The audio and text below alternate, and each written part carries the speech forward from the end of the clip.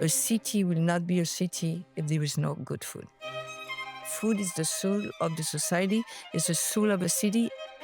And if you want to live in a city where it's just franchise and commercial places, and you don't allow the young generation or any generation or mom and pop to cook, you don't have any city.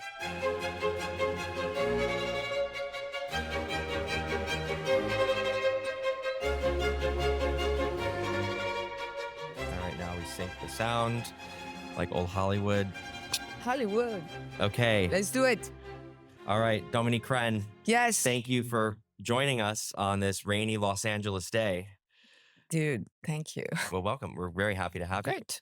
you. I'm happy to be here. Yeah. For those listening, Dominique Crenn is the first female U.S. chef to earn 3 Michelin stars. She has a brilliant restaurant in San Francisco and projects and all kinds of participations and things, and has kind of become this an icon to many, including myself. I'm a huge fan of yours. Thank you. And Dominique's episode is can be watched on season 2 of Chef's Table, directed by our longtime executive producer and friend Andrew Freed. Shout out Andrew.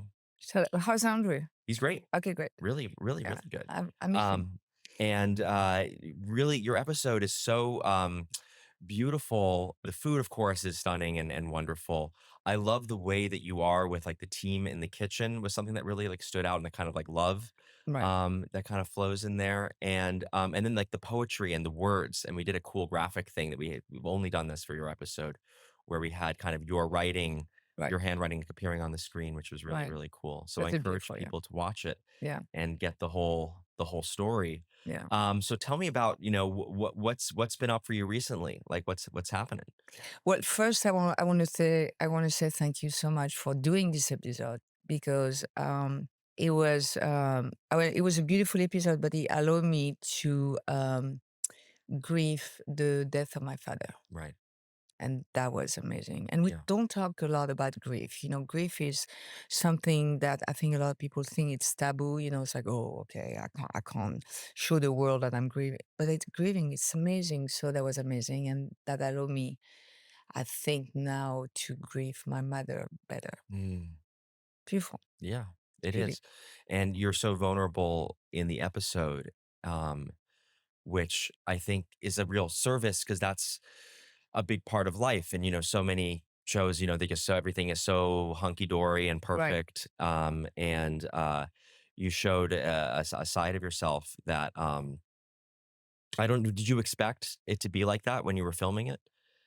I didn't have any expectation. I just told Andrew I just want to be me, and he's like, okay, we're just gonna get rolling. And I think that's important to people to understand, that you have to be authentic in life. You got to be yourself, and you got to show also people you can be vulnerable. It's what a true human needs to be. We live in a world where there is a lot of noises, and there is expectation, and I think there is a lot of things that are not real, and we have to stop that. Yeah. And it's okay to cry, it's okay to say things that, hey, I'm not feeling good today, or I'm sad, or these things, really, it was very hard, and that's what is beautiful. And I think that's the human that I like.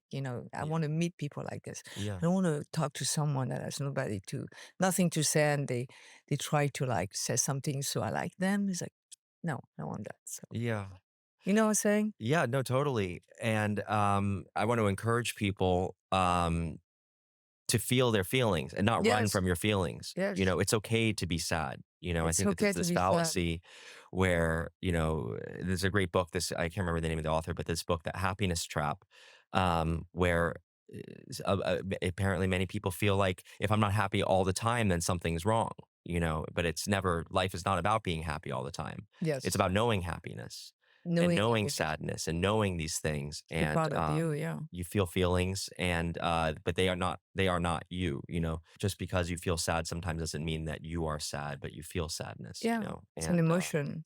Even Even when you cook, I remember very I remember in 2012, I was so that for a year I was taking care of this. I mean, I was going and see her at the hospital, and it was just a little girl named Hannah. She had leukemia.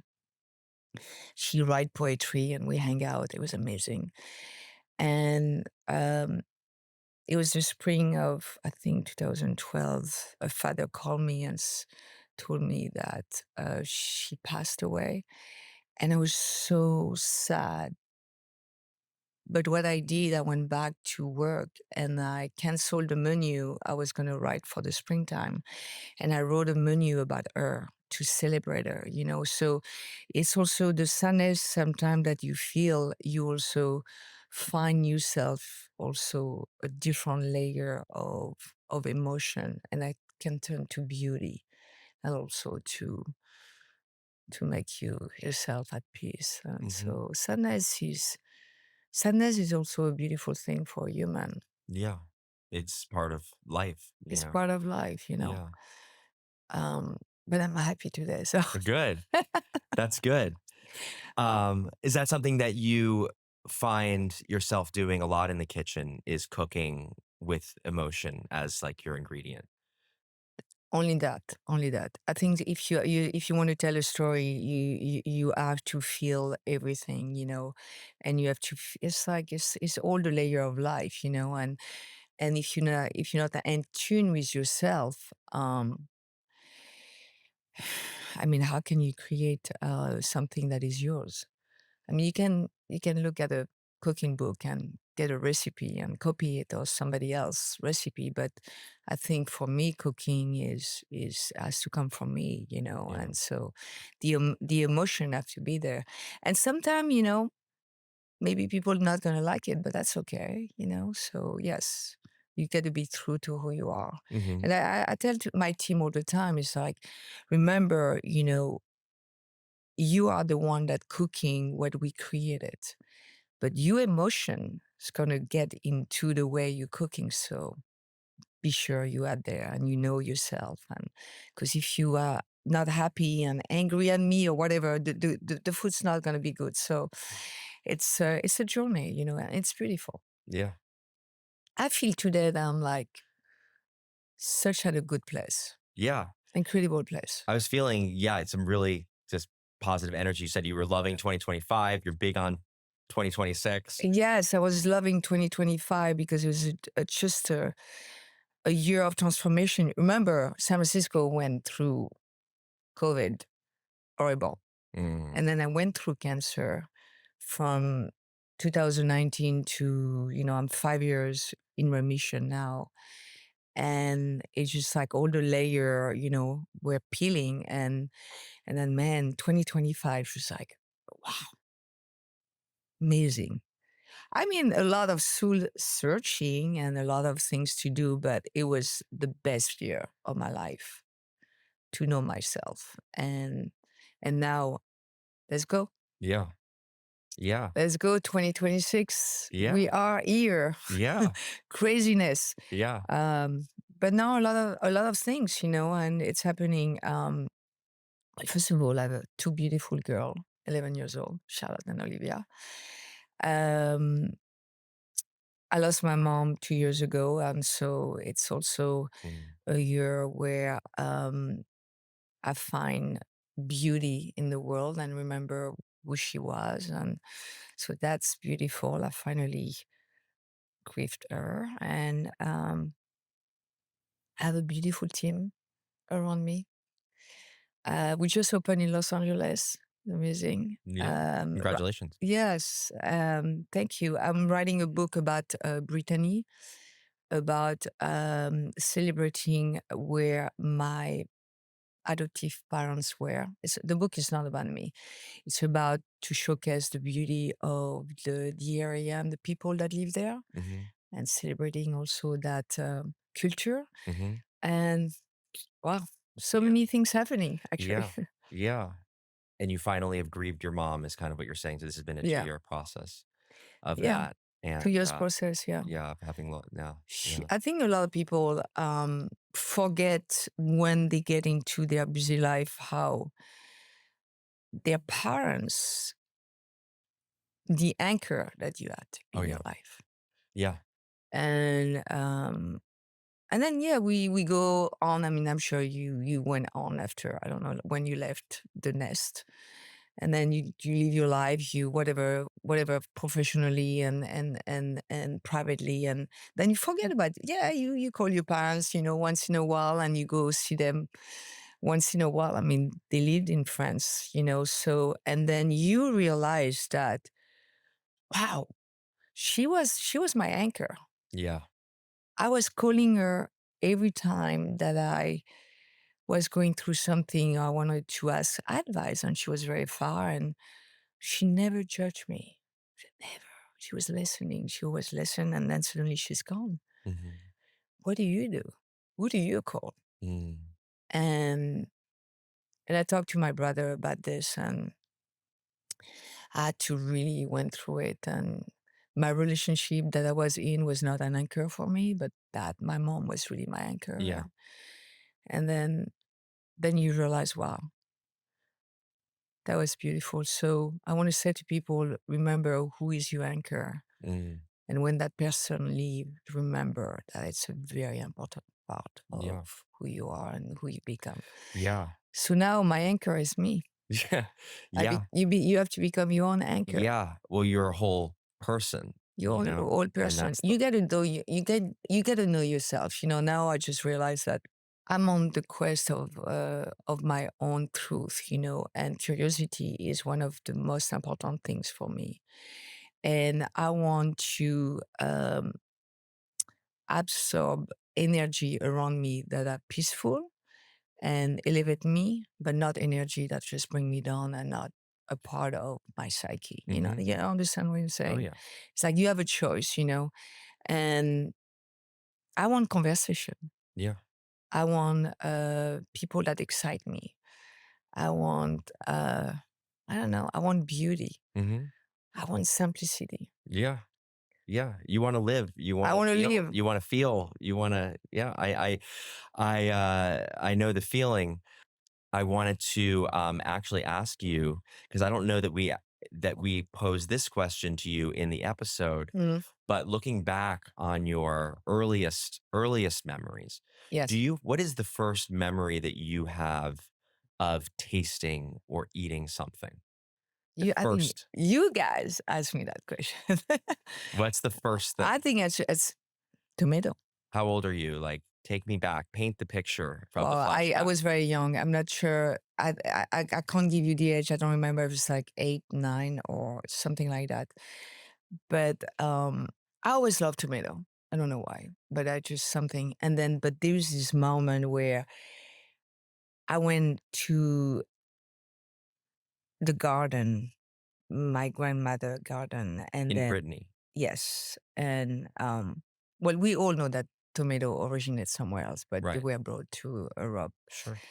I don't know. It was just at this moment where I saw this tomato hang on a vine, and I saw these things going from the bottom of the earth. And I'm like, I don't know. I just saw everything coming, and I just grabbed it. I just thought it was so beautiful.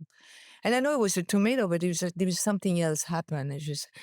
I was present in the moment looking at nature and how nature was.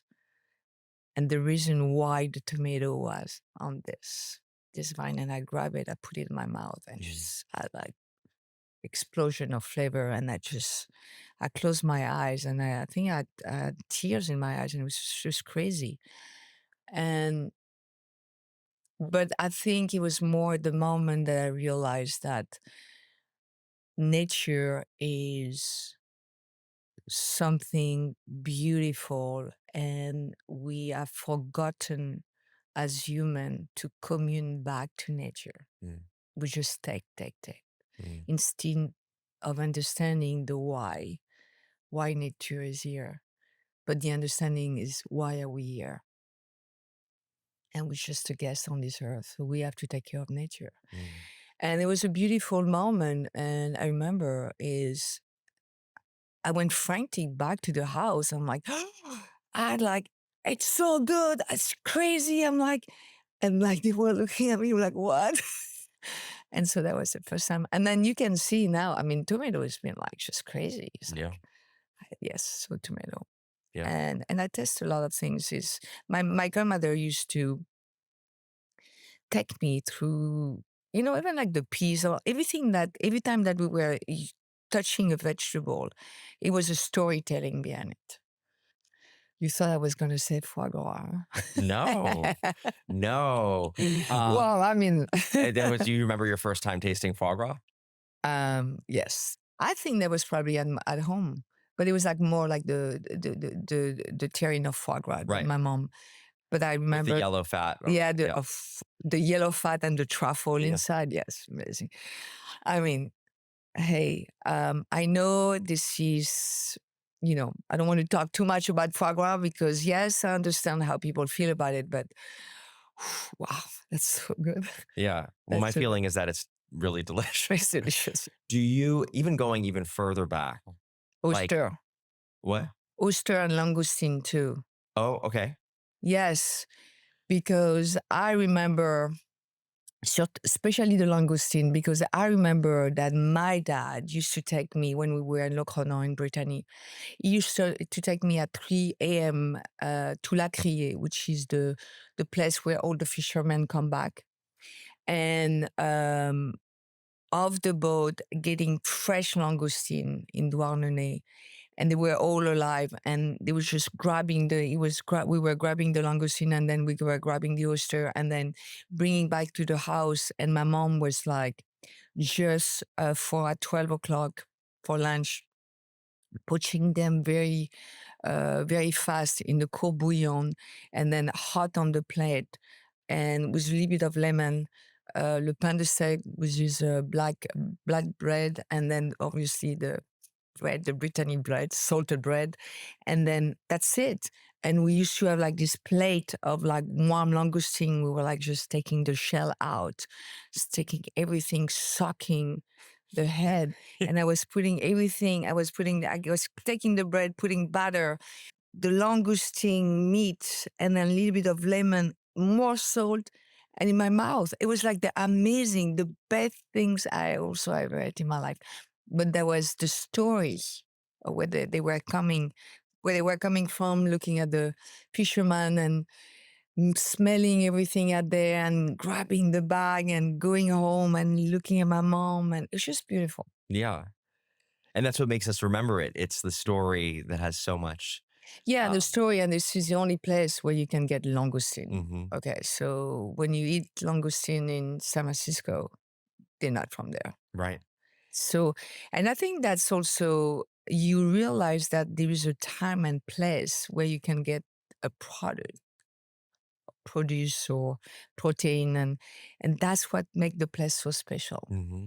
There's places that, so I'm always like interested. And I mean, as chef, we all imported things. I mean, we can import wine and all that, but we all imported things from somewhere else on the other side of the world. And I think as a chef, I also realized that we need to do better Do better. You mean like working with with, local and what's around you? well, local, what's around you, or something that, for me, it's like the ocean. Like for me, it's like we are on the Pacific, so Right. everything from the Pacific. Yes. We wanted to do this, and but obviously I have a farm, so I grow my own vegetable, 15 years, and but that was that moment, and also oyster. Dude, I mean, the Brittany oyster. Hmm. You open them with your dad, and you hurt yourself for the first time Yeah. because you don't know how to hold, the knife, and you just open them and you smell them and you eat them natural or touch of lemon. That's it. Yeah. Yeah, you can get like with the mignonette and all that, but that's for the restaurant. Absolutely. But yes, of the sea, boom, down your Yeah. mouth, amazing. Yeah. I mean, I have the same memory of shucking oysters with my dad as a kid in Martha's Vineyard over a summer, learning to use the blade. you Yes. know, and the force that it Yes. requires is like a kind of like a faith that if you do this part in this area, and you know, I had like a cloth to hold the actual Yes. thing against the table. There's like an excitement to the Excitement, oyster, yes. and then you know, But it's you so also fresh. you So also, but the same thing for the scallop, yeah. cookie Saint-Jacques. Amazing. But it's also, I think when you've been giving a produce, you you you you have to take care of it. My father used to say, "You kill it once, don't kill it twice." Yes. So give it back, celebrate it. Oh my Give it. gosh. Yeah. I in fact I had this experience. So I'm like, oh yeah, I know how to do it. So and the guy farmer looked at me and was like, have you never shucked an oyster before in your life? I've shucked like that, maybe thousands of oysters. I really love oysters. But this guy was saying the same thing. He's like, you're murdering that oyster. Like, just There you go. let it die with dignity. Yeah. And there's people take that very seriously, I I guess. mean, I think I don't want to be, like sometimes when I see people that taking a vegetable or protein and whatever, and they're like playing with it, and like, it just drives me crazy. Like, What do you mean playing with like juggling? well, I mean, Bro, I get playing with it. Let's put okay. it this way. Oh, okay. To show up on social media or whatever, it's like, hey, dude, it's like respect it, Oh, I hear you. respect. So Okay. anyway, Okay. Uh, everybody, I'm not judging. Everybody yeah, can yeah. whatever, Exactly. Judge whatever. free. Everybody do your TikToks how you Yeah, choose. You know, yeah. that's your business, right? But it's just remember, commune back to nature Hmm. because we're Yeah. taking a lot. So But I think just treat yeah it with with respect, and I think that that's the yeah, I thing. think it's Hmm. important. Yes, Hmm. Okay, so here's the question. You know, in your restaurant, you talk about your restaurant kind of like being like your house. You know that you're inviting people it is my into your house. home. Yes, It is your yeah. house. But what is in your personal like refrigerator, like where you live? In the morning, you open the fridge to Yeah, get whatever out. You know, whether it's milk for cream for coffee, whatever. What is in? What do you stock in your fridge? you're gonna love it. All right, so so this is the fridge, Dominique Crenn fridge. Pickle, anchovy, water, French cheese. Um, if I'm not at home, there is nothing. Well, yeah, but let's pretend you are home. You got a Okay, minute. home. You stocked your All fridge. right, What's in smoked salmon. I gotta get that. I gotta get my cream cheese. I talked about the pickle, wine for Burgundy. Sometimes I put the mezcal there too, and I always have drink for my friends. I don't drink beer, but there's a lot of beers. There's a lot of soda from also my kids love soda. Saucisson. of course? Well, if there is vegetable, I will definitely. It's hard for me to put a lettuce inside of a fridge because if I go to the farm, I can get my own lettuce, but I have Mhm, to eat it right away. And mhm. so never, I'm going to say never put your lettuce in fridge. It's true. It's true. And outside is like tomato, if it's tomato season, because never put your tomato in the fridge. Mostly the vegetable is outside. Right. I So you think. then what's in the? So we have a few things in the vegetable bowl. Maybe things you take in Yeah, yeah, from your yeah, for sure, garden. for sure. What kind of like fruits do you keep? You put your fruit in the fridge? No, no, I'm saying Oh, in a the fruit. separate Oh, bowl. Yeah. oh, So we're okay. talking about fridge. We're talking like Okay, fridge and so fridge vegetable adjacent. is definitely banana. Love banana. Yeah, me too. Love banana. Apple because I love apple. And then mango. I mean, but it's not local, but I love mango. Hmm. I think that's it. My kids love blueberry, anything berry, so I have that too. I think that's it. Do you We think. like cook for yourself, or do you more like snack for yourself? Oh, I cook for myself. Yeah. What do you Oh, cook? I get okay. So I have tomato sauce too. Yeah. Oh, I make the tomato sauce. Yeah. Oh, I get tomato sauce. Like a can, like a San Marzano kind of can, or like what kind of? Well, it's yeah, yeah. Oh, I make yeah something but good tomato. Right. Yes, and so it's pasta. We have a lot of story about making pasta at 3 o'clock in the morning. A pasta grilled cheese sandwich, hands down. Mac and cheese, hot dog. Hot dog. Yeah. Yeah. I mean, that's a lot of stuff that my kids like. That's my youngest, my 4-year-old's menu right now is mac and cheese. It's cheese and bread or pasta in different format, Is it? Yeah. but you know what he loves? He loves ramen. And he only wants the Ichiban Sapporo ramen package is the Oh, only wow, this kind is great. that he wants. And they like love to like try to do it with the chopsticks and everything. And then one time I got ramen from a nice ramen shop, and I got all the and then I was going to assemble it at Yeah. home for them. They didn't like it. No, I they know were like, no, like you're doing it it's wrong. so weird. My kids also, it's so weird. Lemon, I have a lot of lemon and lime too. Mm-hmm. Because obviously I like mezcal with Yeah, my little grapefruit juice and all there that. you go. But I remember like it was like a few weeks ago we were at Atelier Crenn and we were doing the service, and then I went to Bar Crenn and we had like some VIP and we were finishing, and some friends, they were like, I think it was like 10 o'clock at night, and they were like, we're hungry. And I'm like, okay, let's go to my house. And then I swear to God, I just went there, and then we look at everything, and we did like I had capers also. Yep. So we did like a lemon pasta with a lot of lemon capers with like smoked salmon, and obviously the only cheese that will say that is not French is the Parmesan. Parmigiano Reggiano. I mean, that's just necessary. I mean, thank you, Massimo. Yeah, exactly. Oh. Whatever, Nancy. Yeah. Then Nancy was like, "You're good. Well, I'm gonna get this shoes," and yeah, it's amazing. Yeah, so sample ingredient, and then just when you have people over, whatever, you just Mm-hmm. it's Yeah. amazing. Yeah. I mean, that's why I love pasta, because it's just like a canvas for whatever What do you you have drink? in the pantry. What do I what? Drink like what do Oh, you what do I like drink? to drink? Yeah, I've been liking like some California like red wines amazing. in California for craft. Like Yes. we do wine I pretty agree. I nicely. think on the list I think we work with a lot of local Californian wine, Mhm. and the people that doing the right things too. Yeah. So California, yes, Yeah.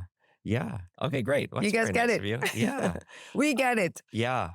And what are the essentials for your pantry?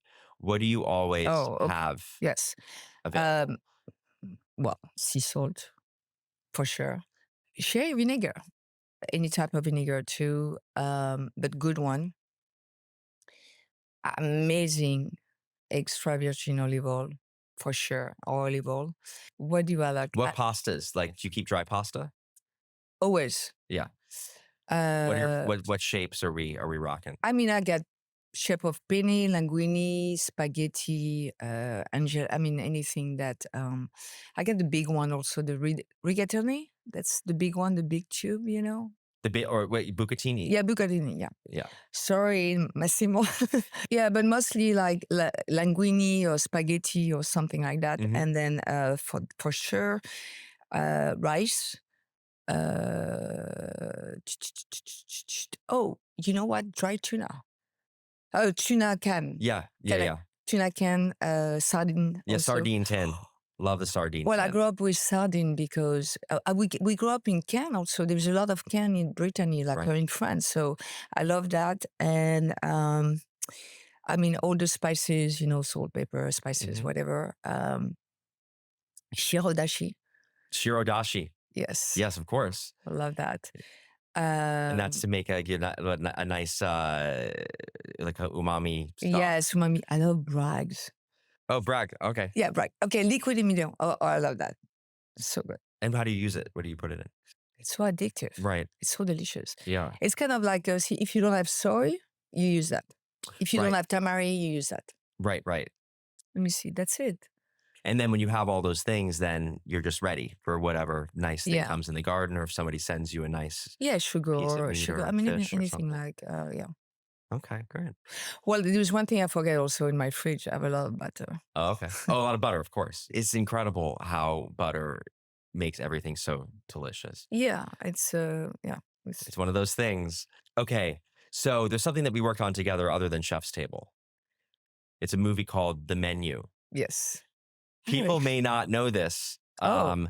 but on The Menu, you are the actual chef behind the chef. You Yes. designed The menu, dishes. the dish, yeah. And then I went in and filmed like pickups of the Yes, dishes for like the beauty shots. yes, When you were designing those dishes, like what was the thought process? So, and then I think most people listening to this probably know what the menu is. This is a movie starring Ray Fiennes yeah, where it's a tasting course where in each course he murders one of the guests in the restaurant. yeah. Um, one, do you identify He with murdered him? one of yes, Does he well, kill everybody? I mean, it's like each yeah, course somebody is yeah. dies and he has a Well, reason yeah, that he yeah. wants to kill them. E except one Um, person, yeah. so tell me, what is your take on it? Like when you read the script, what was your feeling about it? Yeah, so my agent sent me the script for the menu, and I was like, "Oh, that's amazing."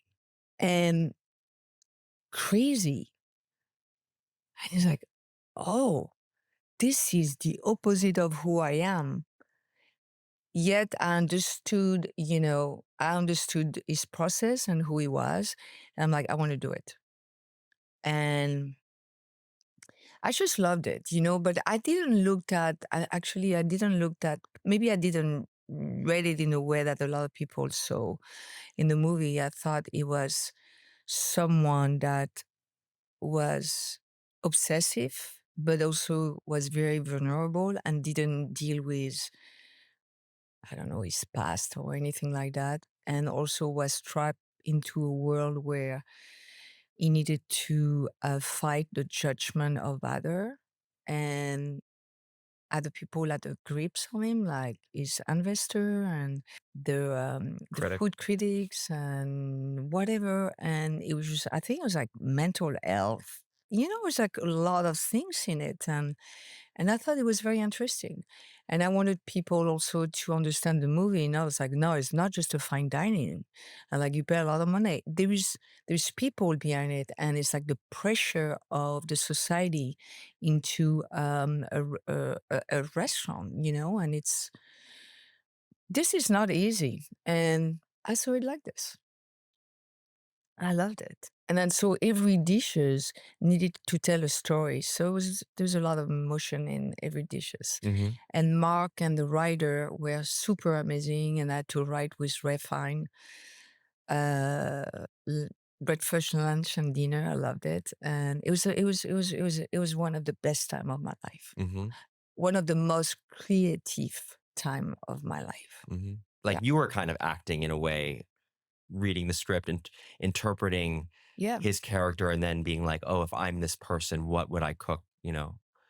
Yeah, and also the dedication behind every single thing, and it was I wanted people to feel it. And I remember I said to Mark, I say, we're not gonna do prop food. We're gonna cook everything in the way that with perfection so people can test it. And Mark was like, well, we're gonna have 10, 20, maybe tech. I'm like, I don't care. We just have to do it. So the actor can feel also the emotion. It was like 2, 3, 4 takes. So that was amazing. But yeah, it's great. Yeah. That was a beautiful, I think it's a beautiful movie actually. Hmm. And it was incredible. Yeah. It was an incredible time, and all the actors were amazing, and the crew was amazing. Ethan, that did the set, was The production amazing. designer, Yeah, the Ethan. production Yeah. designer was amazing. Yeah.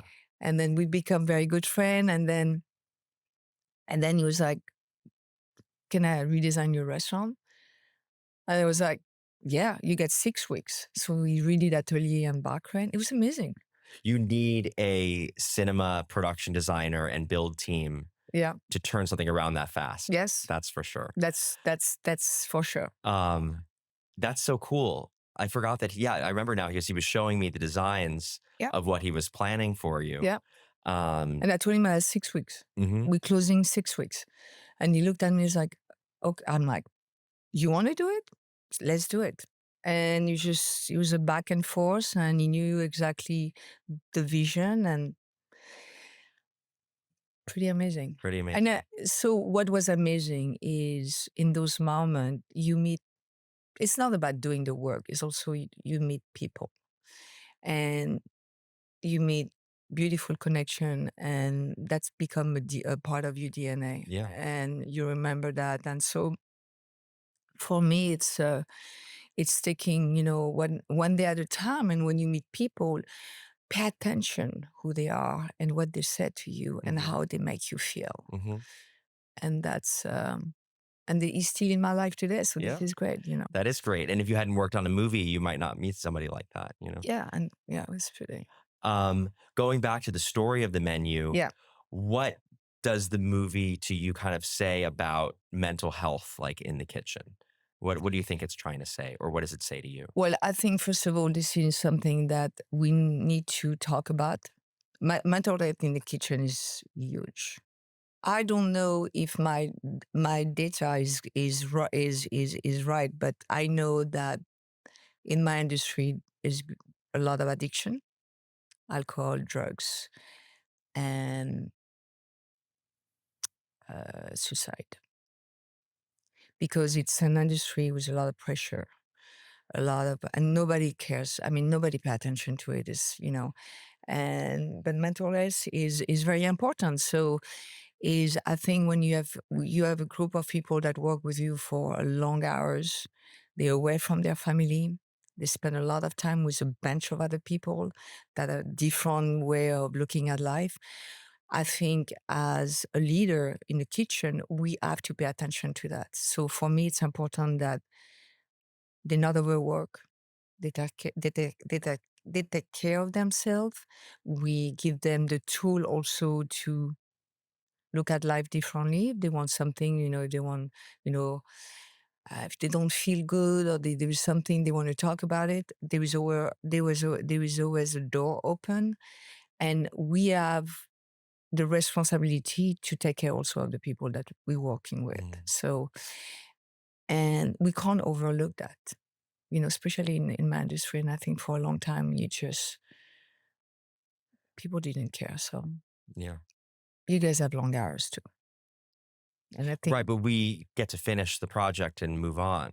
Part of the thing about being a restaurateur and a chef and a cook in a kitchen is that it's more like live theater. Like you have to do it again every night, every day is a and new it story. persists and it persists and it persists. Where we get to finish a project Yeah. and then it's recorded. Yes, and every day is a new story, and sometimes you don't have the time to process what happened the night before, Hmm.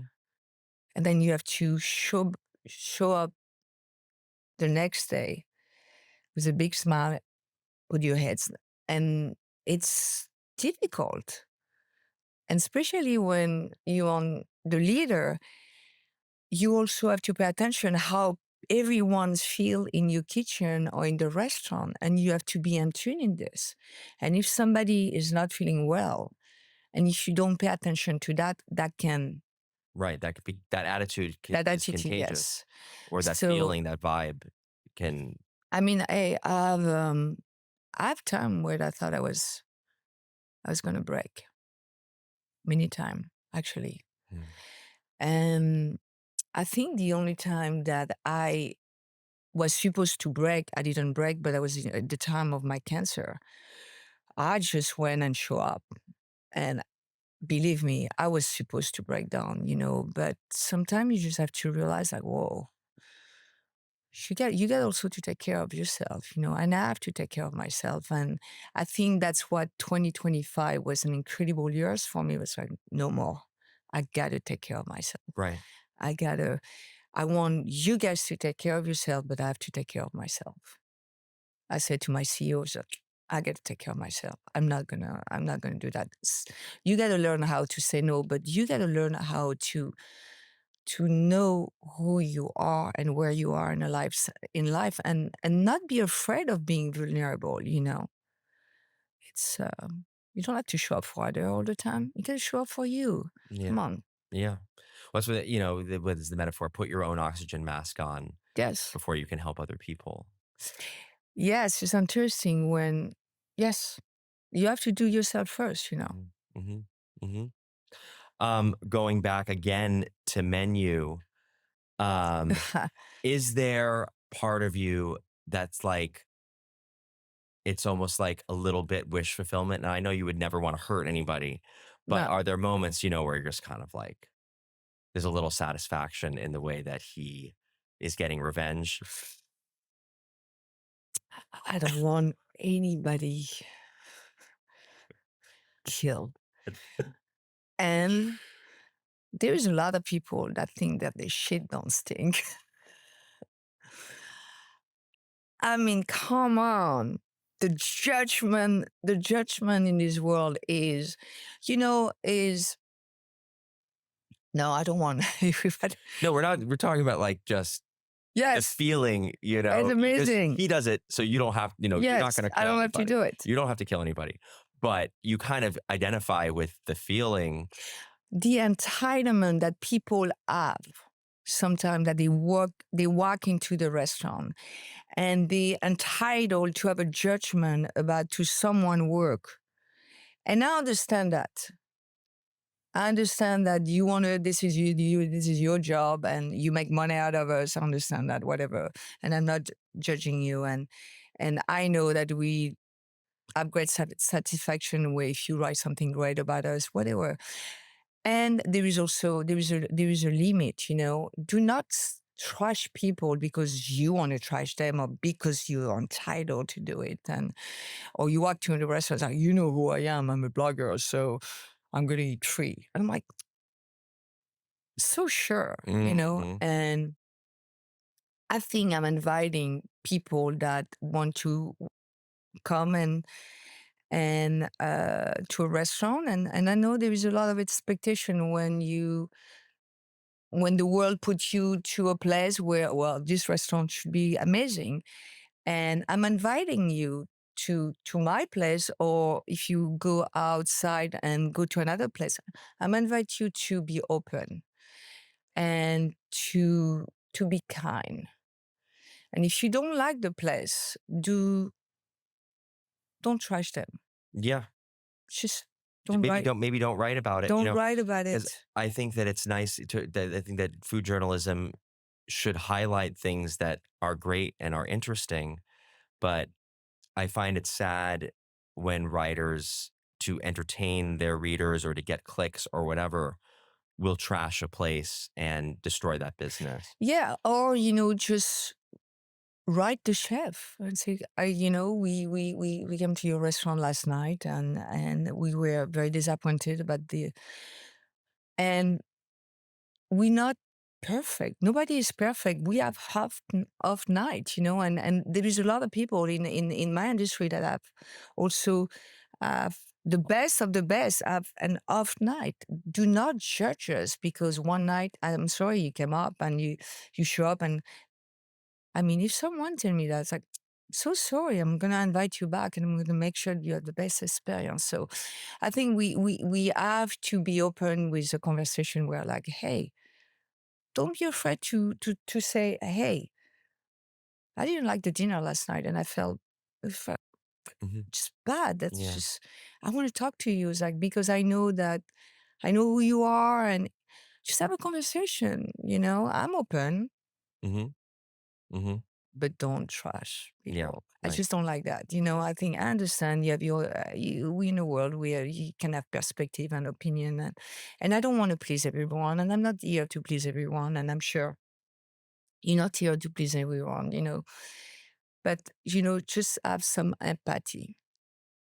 That's right. There should be that. I think that can be lacking sometimes, It's like so much. um, in the way that things are written, and or somebody is trashing a restaurant to make a point about their own taste in some kind of way in food Yeah, criticism. In the Menu, Anya Taylor-Joy's character she's is the amazing. one who lives. Yes, Why? because she has the power to tell her own truth. I think she was truthful to how she felt and how she wanted to be. And she was not afraid to tell someone else how she felt. Mhm. And that person understood that power. And he was like, wow. And he challenged, I think that challenged him. Yeah. And he was like, wow, you can live. Yeah. And I think he wanted that from the others. Because I that think, yeah, maybe that's why he started yeah, cooking, was to find a real connection. the real connection, I think, was all about connection. And if you not allow yourself to connect with the others, then you, what's the purpose in life? Mhm. And who are you? Yeah, because everybody else there is chasing clout in one way or another, Yes. and, she just wanted a burger, like Yeah. Shouldn't just give me simple things. It's Mhm, amazing, yeah. mhm. So, I mean, I think there is a lot of meaning in this movie, and I think you can watch it many times and you can find things that can also make you think, It's almost like a therapy movie. You don't need to hire a therapist, just go watch the movie 10 times and then don't kill anyone, okay? But it's funny, like, Yeah, it's like, "Let's watch this horror movie where everybody gets murdered." That's your yeah. therapy. But it's funny, like people come to the restaurant and when I walk, because I still, go and say hi to people. Yeah. And they look at me, it's like, Chef Crenn, you're not going to kill me. And I'm like, no, I'm going to make you happy. No, you can leave. But it's, yeah. So, yeah, this one was amazing, actually. Yeah. Yes. If you're in a street fight, what is your kitchen item that you would use as a weapon? If you had to quickly grab a kitchen item that's a weapon and not just a knife. I love this. I love this question. My tweezer, because I can just.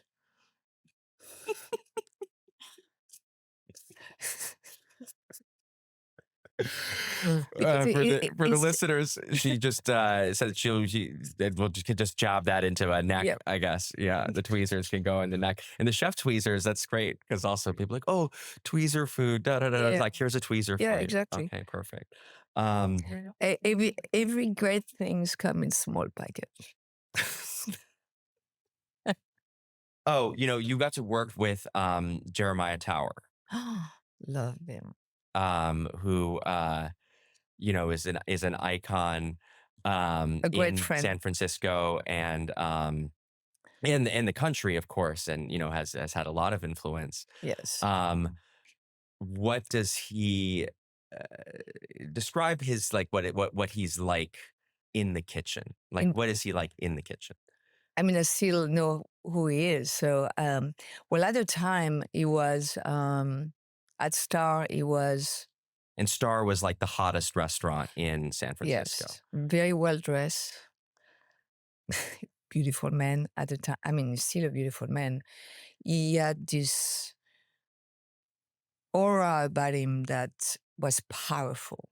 When you look at someone, but it was a kindness about him that I just loved. But Was there a lesson? What is one lesson that you learned from him that really stuck with you? he listened.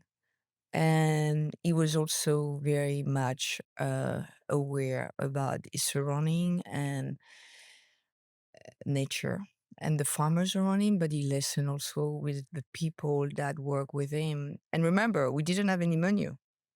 We changed the menu every day. We get there at 3:30 in the afternoon, which is literally 10 a.m. in the morning. We punch in at 3:30. And he writes, I think he wrote the menu the night before with the chef and the sous chef, because he had an executive chef and future chef, Sharon, and they whatever they had in the fridge, and the farmer was like connect connecting with them. It's like, well, tomorrow I bring you them, and then as a cook, you come to the kitchen and the chef is giving you the menu, and they say, okay, today, Dom, you work the hot side, the whole hot appetizer. You get three. No, you're gonna have four appetizer. Yeah, this, and this. And you were like, okay, no recipe, no recipe at all. And you had 3 hours to do it. And at 4:30, they come and test everything. And we open at 5. And you had a half hour to fix it if it was not good. But he gave the cook and he enabled the cook to be themselves and to be creative. Obviously, following some guideline, And it was amazing. But I learned with him to listen to the others. Mhm. And Jeremiah have been friends for a long time. And I remember we were meeting in Miami, and he wrote me this text, and he said, because they were celebrating, I guess, him and I somehow, which was, I was like, what do you, me? But, and he's like, I'm so proud of you, Dom, because I'm going to celebrate you because what you're doing is really, really touching and amazing. I have tears when I'm like, talking about it, because he was a man that, beside my father, that allowed me to really look at life differently. So Mhm. thank you, Jeremiah. Yeah. Thank you, Jeremiah. Truly. Yes, he's a beautiful man. Yeah. He's a beautiful man. He was a different chef. And remember, he never, I think he didn't learn, cooking at school. He wanted to become an architect. And so I knew he was coming from a kind of a autodidact, but love life and just a good man. Mhm. Yes. Mhm. Mhm.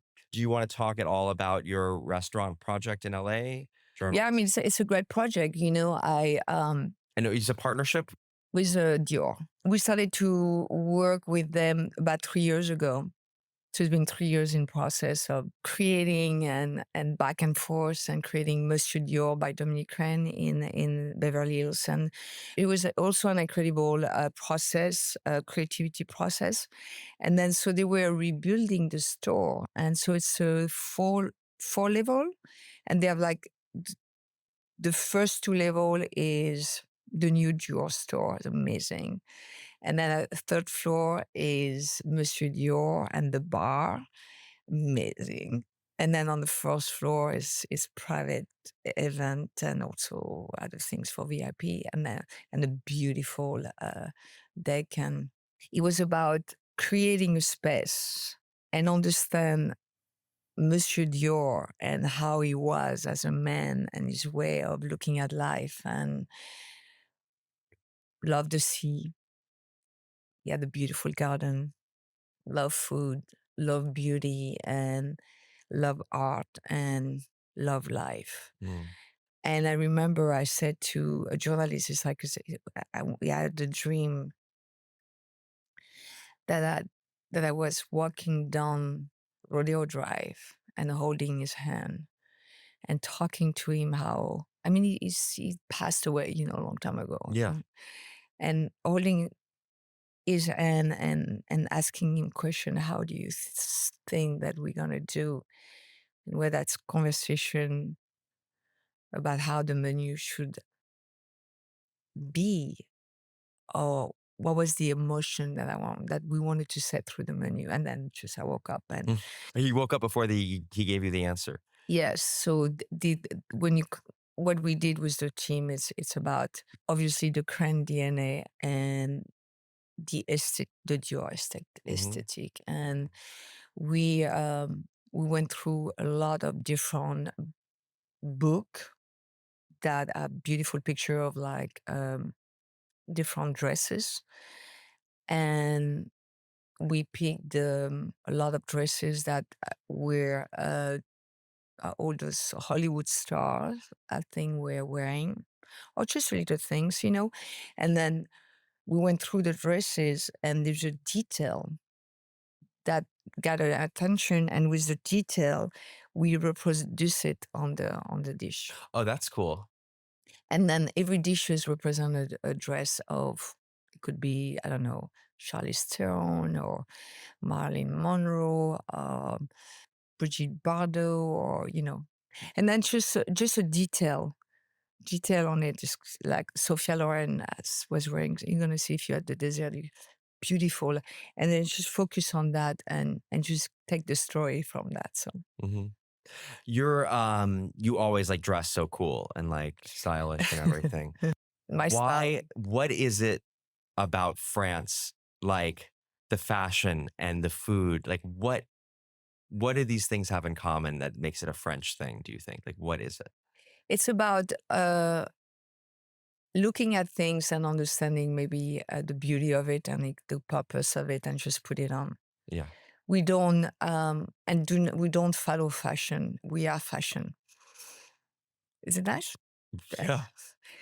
And there's a lot of French women, I think, a lot that go to vintage stores. So, just I think a style you gotta own it. It's your own style, and just wear what how that make you feel. Don't wear things because you want people to like you. Just like wear it. Have your own style. It's they don't follow fashion. They Yeah. are the fashion. But why also like food, like and the elegance and like they are Elegance, the yeah. ones that created the Michelin thing or like creating like the fine dining. Like why are things elegant in France and beautiful? Yes, I mean this is very interesting because the French food until Catherine de Medicis or whatever, it was not there.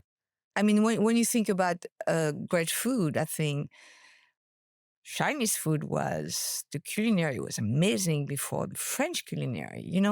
The way of doing things. I think French brought up different something a little bit more fine dining, and the French culinary didn't start. You mean start being delicious Yeah, not right away. in the Nouvelle era, you think? Yes, yes. In So the, we have to also say that we didn't invent cuisine. I think some other. If you look at the Chinese cuisine, Japanese, I think the Mexican also is amazing. I Mhm. mean, it was a lot of culture that already have just an incredible culture and culinary and way of cooking. I think France came later. Are you agree with that? Because I agree with that. Well, I think that, yeah, I mean, I see it. I think that French cuisine, Because like I, the I escoffier, are we talking like going how far because back? I think restaurant started in after the French Revolution. I think like really restaurant, like I think it was like almost like tavern or like Right. No, yeah, right. like No, I know what you're saying because I mean, I think that the tradition was so it it was was all based on all this technique and yeah, difficulty yeah, and like processing almost yeah, like yes, the yes, food to make yes, these incredible. If you yes, go back to like look up some old kind of paintings of like the kind of food that we presented at the table yes, in and in in it in, was like in a Versailles or whatever in the banquet style, but were these things necessarily delicious Yeah, or did they feel good to eat them? yeah, I don't know. And Nouvelle Cuisine, just for this is like in the 70s yeah, and 80s, or really in the 70s or 60s, 70s. You yes, have like guys like the Trois Gros brothers and yeah. uh, W- Paul Bocuse. Amazing, yes. I mean, Yeah. we had They the made it more about the product itself and yes. not the technique as much. Or the technique was important, but the product became the I star. think, like we say in France, we have the l'art de la table, the art of the table, and Hmm. what you put on the table and the precision and the beauty and then, I think when chefs start to do like their own testing menu, because I think there was one point there was I don't remember who brought that because at one point yet it was like just food on the table, and it was about make food with each person's gonna have their own plate. This is when, you know, the testing menu started, and Hmm. with the French, I think there's, yeah, maybe I don't know. Why do they want to do that? Why do the French get all fancy with it? The French, they like to be fancier than others. And I love that. I Yeah. think this is, I don't know, I think just the French culture is such a beautiful culture. I mean, art and food and fashion and I have to say, sometimes we are stuck in a time that sometimes we need to evolve sometimes. Hmm. Yeah, it's true. At one point they were like on top of like the fashion industry and the perfume and the food and all that. And suddenly like that stopped because other country came, the Spanish industry. The Spaniard when whoa, big time. I think it's a part of, I think for me, when I learn about this, it's like when you think you are on top of your game, think that you're never on top of your game because there is always someone's going to be on top of your game. Hmm. So there's things to do when you're a creator and you have a creative mind, always don't think about perfection, but always thinks about evolution. Right. And don't be Oh, complacent, don't be complacent about what you are, because you can do something else that Mhm, maybe can be something more mhm. inviting to others. And I think this is a beautiful way of looking at life, that life is a movement. Every day is a movement. So don't be complacent of what you have today. Be grateful about what you have today, yet do not be complacent. Mhm. Just be come also with Or empathy also. be curious, don't think that Curiosity. you're like the shit, like, look around and Yeah. explore and never lose the curiosity, I Yes. think is so I important. think I think I think in life there is two type of people. There is people that's gonna follow the authority of other and follow whatever ever, I don't know what they would say. Well, they don't look at themselves, and the other at the people that they don't have authority at there. There's no authority, but they are on the quest of their own truths and their own curiosity. Mhm. And I think we need to do that. We need to always be curious until the end of your life, Yeah. and it comes with also empathy. I love to, when I travel, I love to go to, I am curious about things that I don't know. I'm curious about not, I'm curious about talking to someone that is local and ask about where should I go? Mhm. What are the top 5 restaurants that you wanna eat at? Like, what are you thinking about? What restaurants are you curious about right now? I don't know if I can give you some names, but what I'm going to say that I'm curious to go to a place where the the team of the person that cook is telling their own story. Okay. I am not curious to go to a restaurant that is talked about because everybody want to talk about it and that don't have a soul.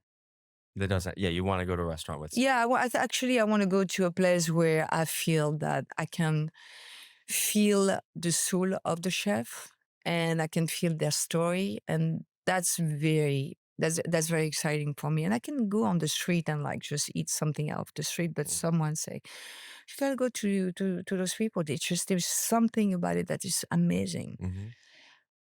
I went to eat the best taco in my life the other day Oh, yeah? Where? next to Ponta Minta. It's taco night or something like that. I just couldn't. I can't stop thinking about it. Can you describe it? Like, what was in it and what it felt like to bite into it? First of all, is the mom and pop that was cooking it, and it was the way it was all about the freshness of the ingredient and the way they cooked the meat, and it was obviously it was grill, cut it very fast, meat everything with the fat and all that, and they probably dip it on some other sauces that was like mind blowing. Very simple: lime, salsa, spicy pepper that I almost burned myself with, and the tortilla, handmade tortilla. It was incredible. But the conversation that I had with the owner when I was eating it was also the storytelling.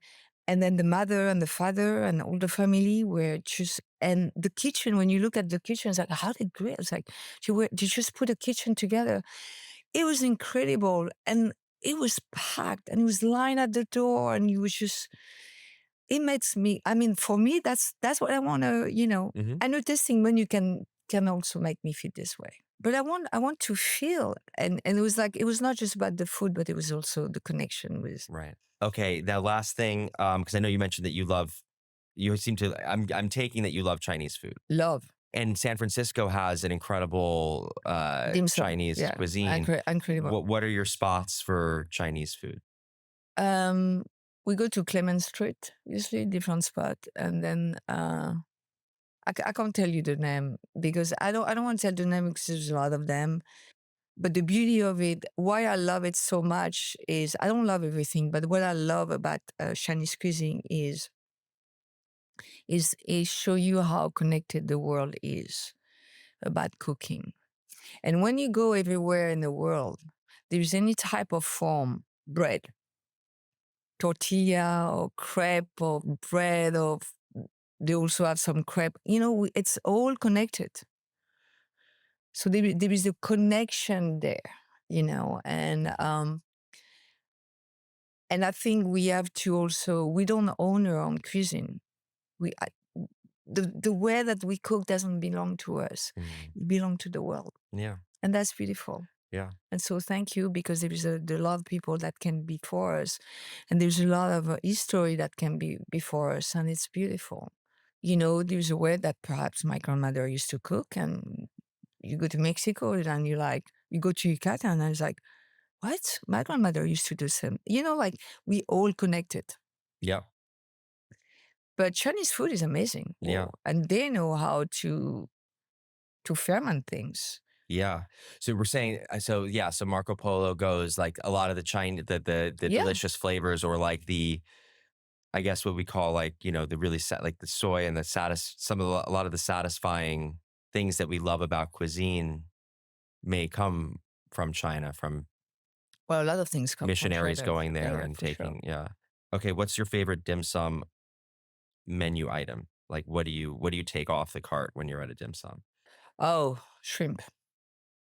You know, the dim sum, but it's like in a broth, and it's hot when you eat, and it's explosion of. Oh, Xiaolongbao, Oh, love, XLB. love, because I kind of, do this also with the pasta. Yeah. And then you put, actually, I love that, that taste of it. But yeah, I use the dim sum with the shrimp. I love it. I mean, when you go to, first of all, when you go to dim sum, you got to go with friends. Right, because then you have to be able to you want to try everything. Yeah, and then the fact that, they go And that's what it's around about. with It's the about being tray, together, and you know? like, um, what's interesting in San Francisco also, there is a lot of young chef right now that start to open, kind of Chinese place or Mhm. things, or also those type of places that it just they go back to their history and the tradition, and obviously the younger, so they were born here in the United States. But like, I think that's beautiful too, because it's another generation that they take on of what they learn from their ancestor, and they bring. I love that. I love that too. Yeah. And see, food is also a place to evolve in a way of the tradition. I do a lot of traditional.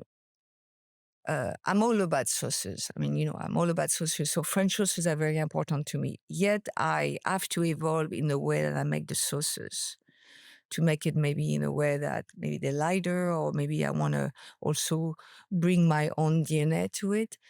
But there is a lot also chefs, actually in San Francisco, that are opening some new restaurant, and I'm excited about this. I want to go there. I Mhm. don't go eat a lot in San Francisco, because I'm always at the restaurant, or I'm with my kids. But I'm excited to discover those newcomer, because the last 4 years in San Francisco was horrible.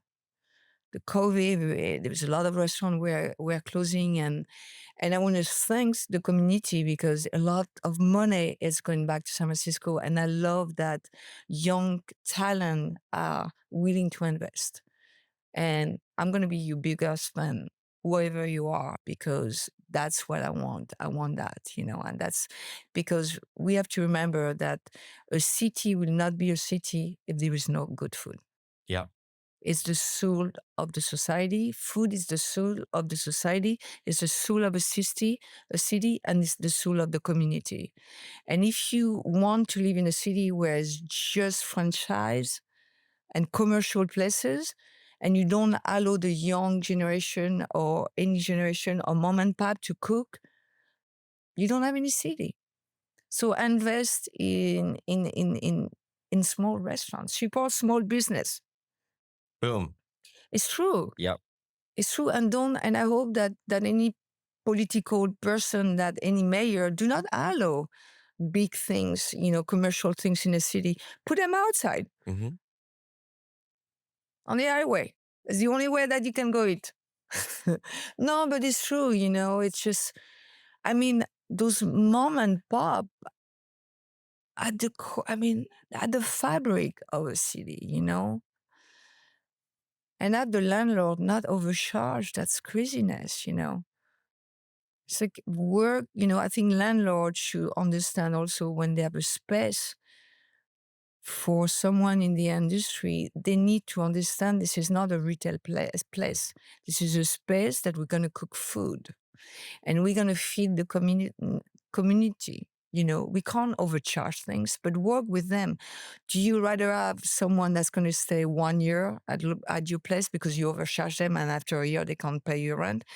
Or you want to have someone that's going to stay for the next 20 years, but they're going to create something beautiful Mhm. and the value of your property is going to go Right. up. And they'll draw people who wanna Yes. come and eat there and create like a loyal like a community of people that are Yeah. gonna wanna eat there. Yeah, absolutely. So I want to say thank you to my landlord. They've been amazing That's great. to me. Do you feel, you have the 3 Michelin stars and so much the accolade, you have the chef's table episode. Like, do you have a negative voice, like, in your head? Or did you when you were starting? Putting a lot of pressure on You yourself. and Yeah. then you actually even when you do something good and they say, "Oh, we love this," and you're kind of like, "Oh, well, it wasn't da da da." You're still feeling kind of down on yourself, or you don't accept like that maybe you are worthy of good things. Never. Hey. Never. Actually, I'm going to tell you that if anyone want to say something negative about the way I am of my cooking or of it's not just my cooking, it's also remember in the kitchen we are a team. Mm, And doing this together and he allowed me to he give me a fire inside of me. It's like, oh yeah, I'm gonna show you. No, never. Because I remember my dad used to tell me that, Dom, you're not better than anybody else, but nobody else is better than you. And yet you got to understand that positivity needs to be a part of the growth and failure is a part of also your journey in life. And remember, failure is not negative. It's a positive outlook on what you can do better. mhm. So no, I don't do that. So you learn to be kind to yourself. Yes, you have to be kind to yourself. And I think I've always been kind to myself because I think I've always felt lucky and grateful actually to be in this world and to have the life that I have. Mhm. Is there something about you and your outlook that changed through your cancer experience and through surviving cancer? Yes.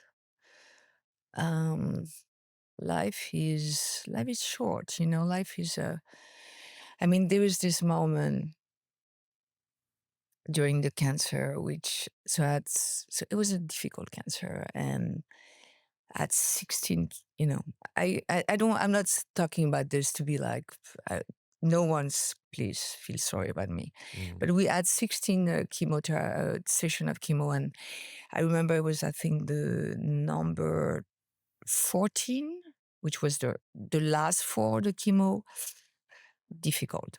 And the night, I think it was like during that time. And I woke up one morning and I was very delirious. And all my friend knew, so they were on the way to the house. But I woke up and I was standing on the edge of my bed, and I, when you have like I had like this bedroom and it was like a barn bedroom, like the big barn doors, and like the bathroom was there. And somehow that night it was totally open, so I had like this big mirror that I could see myself. And I sat on the edge of my bed and I looked in the mirror and this is the truth. I looked in the mirror and I saw myself, but next to me, I saw a skeleton. It's like, I think I saw death. Was it delirious? I don't know. And at that moment, I knew that life was just the option. And then I passed out. Apparently, I was in ER for like a couple of days. And I just knew. And today, it's about life. mm. And that's what my outlook is. It's about life. It's about kindness. It's about communication. It's about people coming together, but it's about also this beautiful planet that surrounds us. And I think my legacy will be I want to still plant the seed to work for the next generation. And I might not see the tree and the leaves, but I know I will plant it beautifully. So it's about life, and you can't be, you know, worry about too much about all the noises around you, because there is a lot of noise in this world. Don't watch too much social media. I mean, every day, like when you open, like the news and all that, it's crazy. But look at what is in front of you and who you are. And just go outside, look at the flowers, look at the trees, look at the rain, listen to the bird. That's it. Feel Wow. the wind. Yeah. Wow. And that's something that I thought about life, but I think, but that moment I was like, whoa. And when I tell the story to some of my friends, they were like, whoa. It was powerful, and I still remember it, and I still have the image in my head. I Mhm. can exactly describe you that moment. It was powerful, I think. Yeah. Wow. That's great. Thank you. Yeah, this is on it. Yeah, You did good. it.